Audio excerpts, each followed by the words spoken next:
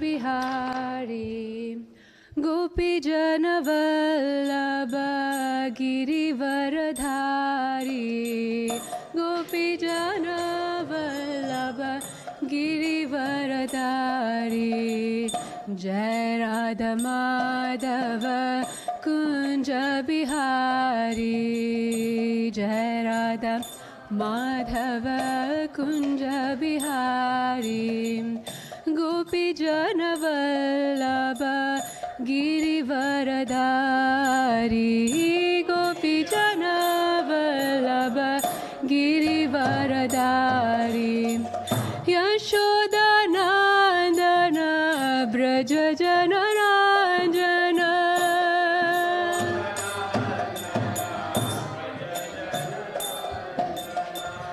Yashoda Nandana Braja Jana Ranjana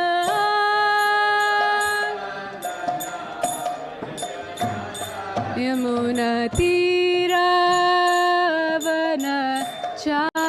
Vanachari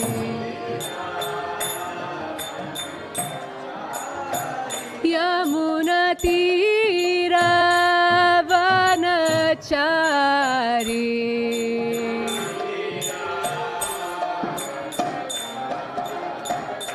Jaya Radha Madhava Kunja Bihari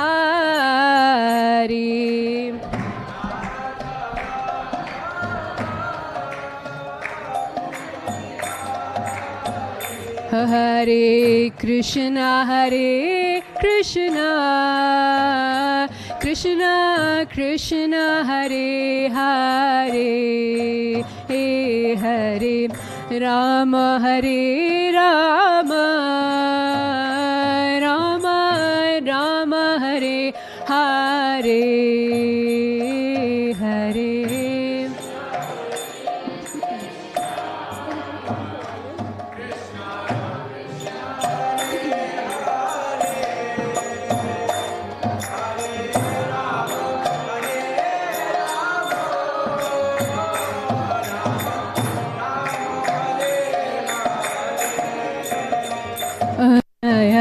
Nitai Sachinandana Gaura Hari Jaya Nitai Sachinandana Gaura Hari Jaya Nitai Sachinandana Gaura Hari Jaya Nitai Sachinandana Gaura Jaya Nrsimha Dev Jaya Nrsimha Dev Jaya Nrsimha Dev Jaya Nrsimha Dev Jaya Nrsimha Dev Jaya Nrsimha Dev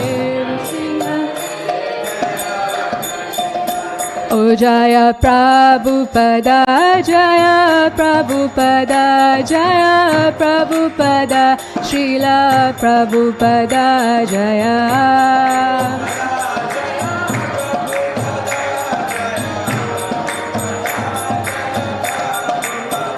Jaya Guru Deva Jaya Guru Deva Jaya Guru Deva Jaya Guru Deva Jaya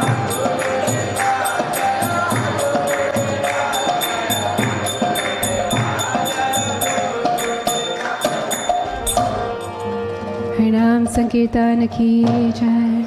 Thank you. Om Namo Bhagavate Vasudevaya.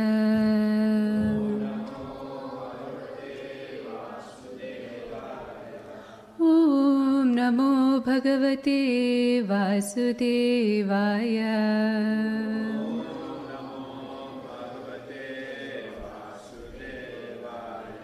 Om Namo Bhagavate Vasudevaya.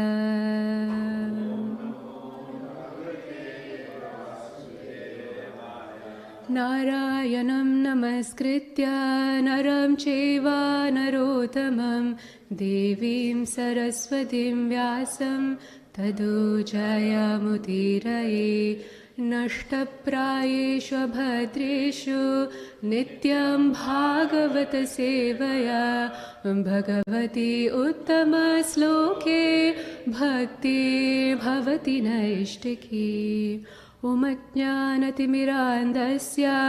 ज्ञानाञ्जनशलाखया चक्षुरुन्मीलितं येन तस्मै श्रीगुरवे नमः। नमः ॐ विष्णुपादाय कृष्णप्रेष्ठाय भूतले श्रीमते भक्तिवेदान्त स्वामिनिति नामिने। नमस्ते सारस्वते देवे गौरवाणी प्रचारिणे निर्विशेष शून्यवादी पाश्चात्यदेशतारिणे। श्रीकृष्ण चैतन्य प्रभु नित्यानन्द श्री अद्वैत गदाधर श्रीवास आदि गौर भक्तवृंद। हरे Krishna Krishna Krishna Hare Hare Hare Ram Ram Ram Hare Hare. Hare Krishna, dear devotees. Welcome to the Sunday Feast lecture from ISKCON Portland. Thank you so much for participating in this nice invocation prayer and meditating on the Lord. So 2 weeks ago, we heard about the secret to everlasting happiness. And then subsequently last week, we heard about the science of bhakti, where the 5 limbs of the most important or potent limbs of bhakti were discussed. So I thought it's only apt that today we learn or hear about the beginning of bhakti. Do you all wonder, I'm wondering, how do you think you're all here today? Here, not in this material world, because that's another discussion for another day, a huge topic, but here at ISKCON Portland, practicing Krishna consciousness under the shelter of Sri Nitai Sachinandan. There are about like 500,000 people in and around Hillsborough. But how come you're here today? Any thoughts? It's going to be an interactive session, so please feel free to, why are you here today? Krishna's mercy, very nice. Anything else? Devotees' mercy, excellent. Anything? Purvajana Sukriti, amazing. Yeah, I think we covered 3 core topics and we'll dwell deeper today. So, amazing answers. Now we want to hear about what Shastra says. So our Shastra, Chaitanya Charitamrita, Chaitanya Mahaprabhu himself instructs Rupa Goswami about key reasons as to why we're here today, or the main reason as to why we're here today. Most of you might already know this sloka. It's a famous sloka Srila Prabhupada keeps quoting. If not, it's Chaitanya Charitamrita, chapter 19, text 151. And if at all you don't know, I encourage you not to check your mobiles because knowledge is so accessible in our mobiles. But maybe just close your eyes and hear. I can recite it very slowly. Why I'm requesting you to do this is because earlier times like Vedas and so forth, no one actually read. They heard from someone and then they recited it. And because of that, they memorized it. And this is called Shruti. Even all of us, like how many of you have actually opened the temple songbook and learned Narasimha Shruti? 1 or 2, but everyone else, just by coming to the temple and attending the Sunday Feast lecture, you just learned it. Like some of us who were brought up in Krishna conscious families, have we ever opened the temple songbook and learned any bhajans? No, just by hearing you learn Narasimha Shruti. You can't even read, right, at 5 years old, but you're singing Narasimha Shruti. Why? Just because of hearing. So that's the potency of hearing. So I encourage you to try that today. So this is the sloka. Brahmande Brahmite Kona Bhagyavan Jeev. Brahmande Brahmite Kona Bhagyavan Jeev. Brahmande Brahmite Kona Bhagyavan Jeev. Brahmande Brahmite Kona Bhagyavan Jeev. Guru Krishna Prasade Pai Bhakti Lata Bhij Guru Krishna Prasade Pai. Bhakti Lata Bhij Guru Krishna Prasade Pai. Bhakti Lata Bhij Guru Krishna Prasade Pai. Bhakti Lata Bhij. Jai, thank you so much for participating. I'll share the translation and maybe the first para of the purport, and then we can go on with today's discussion. So translation goes like this. According to their karma, all living entities are wandering throughout the entire universe. Some of them are being elevated to the upper planetary systems, and some are going down into the lower planetary systems. Out of the many millions of wandering living entities, one who is very fortunate gets an opportunity to associate with a bona fide spiritual master by the grace of Krishna. By the mercy of both Krishna and the spiritual master, such a person receives the seed of the creeper of devotional service. Prabhupada ki jai. When we speak of Brahmanda, we refer to the whole universe or to the cluster of many millions of universes. In all the universes, there are innumerable planets and there are innumerable living entities upon those planets, in the air, on land, and in the water. There are millions and trillions of living entities everywhere, and they're engaged by Maya in suffering and enjoying the results of their fruitive activity, life after life. This is the position of the materially conditioned living entities. Out of many of these living entities, one who is actually fortunate, Bhagyavan, comes in contact with a bona fide spiritual master by Krishna's mercy. So it kind of touches on all the answers that you gave today.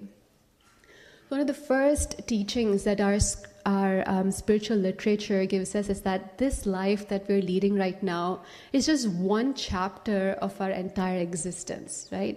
Prior to this, we all might have been in Portland, maybe somewhere else, some other life. So frankly, the reason that we are here is because of the karma that we had in our prior life. All of us have some karma, right? Maybe good, maybe bad. Do you want to take a quick assessment of if you have good karma or bad karma? It's a fun exercise you can do. Shastras again explains, Srimad Bhagavatam 1.8.26 says, Janmaishwarya Shruta Shribhir Edamana Madapuman. So what's the first thing? Janma. Think about it. Did you have a good parentage? Do you come from a very good family? Did they love you? Are your parents together? Were you their focus? If yes, it means you had good karma. Janma. Aishwarya. What's Aishwarya? Opulence. So if you come from a well-to-do family and you didn't have to go and steal your friend's pencil for your homework, but your parents provided for you and so forth, you have a very good wealthy background, that's another indicator that you have good karma. Janma Aishwarya Shruta. What's Shruta? Anybody? Education, excellent. So education is what's Shruta. So some people are born with very good intellect, and then good education, so many things, right? So that's also good karma. It's not easy for us, right? Dyslexia, so many problems can happen. So if you don't have all that and things come to you super easy, again, because of good karma. And finally, what's the last thing? Janma Aishwarya Shruta Sri. What's Sri?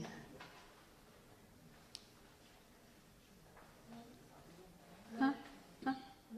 Well, wealth we covered through Janma Aishwarya.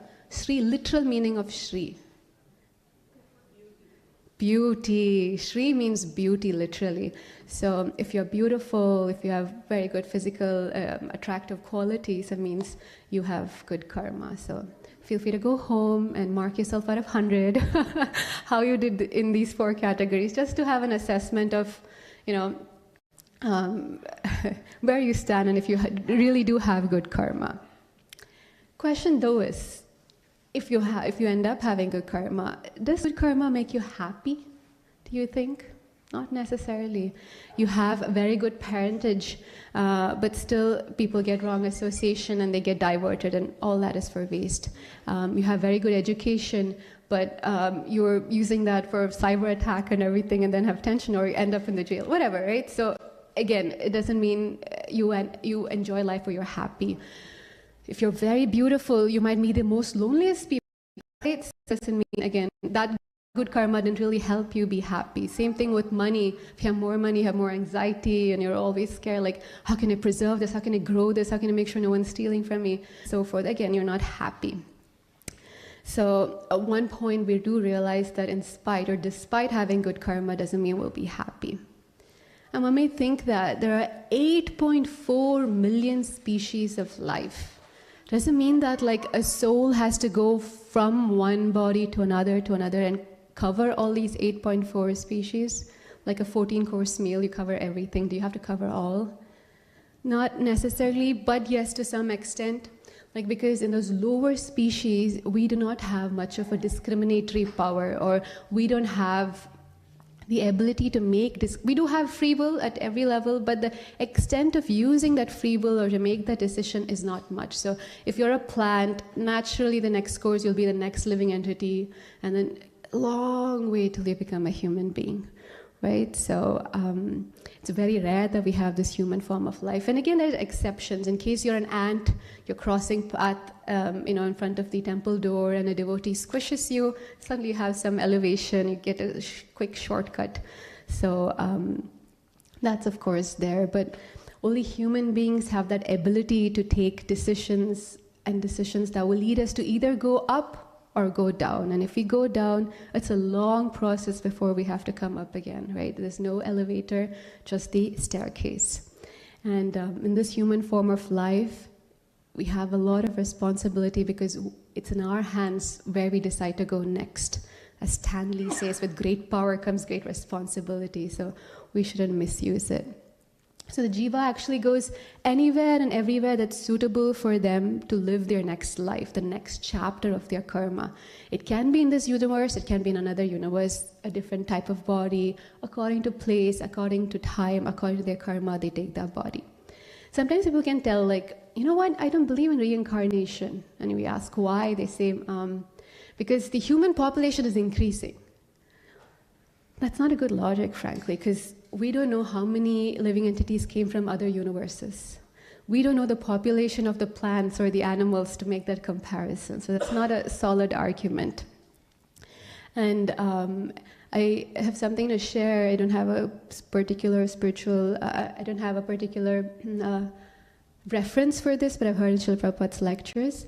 There are 3 trajectories from which we can get this human form of life. So if you see a person who's mostly in the mode of ignorance, the trajectory they might have come from is that of a monkey, because monkeys are usually lazy and so forth. And if you see a person mostly in the mode of passion, then their trajectory might have been that of a tiger or a lion. And finally, if you see someone mostly, predominantly in the mode of goodness, their trajectory must be that of a cow, is what Srila Prabhupada shared. Again, there are exceptions to this rule. For instance, Chaitanya Mahaprabhu, right? He fed Shivanand Saint's dog. The dog immediately got a 400 form, sang Hare Krishna, and got liberated. So always that exception is there. But we don't want to rely on the exception, right? In Chaitanya Charitamrita, again, it says that we enter different places, different planets, different bodies based on our karmic credit. So we're all here to some extent based on our karmic credit. But then what happens? Somewhere on your journey, something very special happens and you make a turn towards Krishna, right? 99.9% of the people or living entities have their head away from Krishna. In the Prema Vaivarta Purana, it said that Krishna bahir mukha hai bhoga vancha kare nikatastha maya tare jhapatiya dhare. Krishna bahir mukha. So as soon as you look away from Krishna, what happens? Who is lurking behind us? Maya, and she'll just capture us and she'll put us in her illusion. She will cover us. So unfortunately, most living entities are covered by